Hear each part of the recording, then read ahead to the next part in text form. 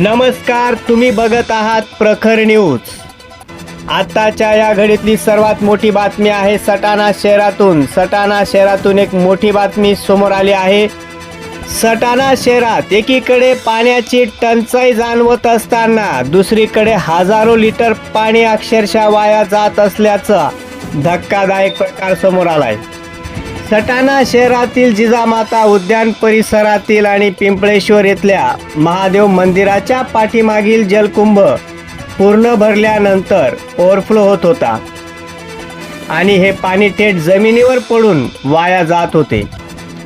ही गळती काही मिनिटाची नव्हती, तर ही तब्बल 1.5 ते पावणे 2 तास सतत पाणी वाया जात असल्याचं स्थानिकांनी सांगितलं।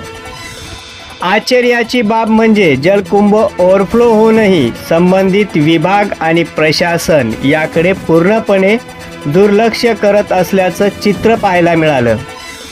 येणारे जाणारे नागरिक मात्र हतबल नजरेनं हे दृश्य पाहत होते, पण जबाबदार यंत्रणेला मात्र याचं काहीच सोयरसूतक नसल्याचा आरोप नागरिकांनी केला। हा प्रकार केवळ आजच घडला का, की दरवेळी असाच प्रकार होत असून हजारो लिटर पाणी वाया जातंय? दरम्यान सटाणा शहरातच पिण्याच्या पाण्याची टंचाई वाढत चालली आहे। काही भागात नागरिकांना पाण्यासाठी भटकंती करावी लागत आहे आणि अशा गंभीर परिस्थितीत एकीकडे लोक पाण्याच्या थेंबासाठी वणवण करत असताना दुसरीकडे हजारो लिटर पाणी वाया जात असल्याचं चित्र अत्यंत चिंताजनक आहे। पाणी ही केवळ गरज नाही, तर जीवनाची मूलभूत गरज आहे।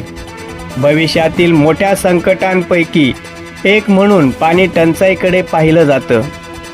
अशा वेळी प्रत्येक थेंब जपणं ही केवळ नागरिकांचीच नव्हे, तर प्रशासनाचीही जबाबदारी आहे। प्रशासन जागं कधी होणार? पाणी वाया जाणं थांबवण्यासाठी तातडीनं उपाययोजना कधी केल्या जाणार?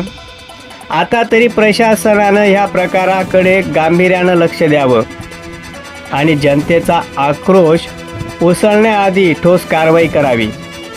प्रखर न्यूजसाठी सटाण्याहून भैयासाहेब माळी।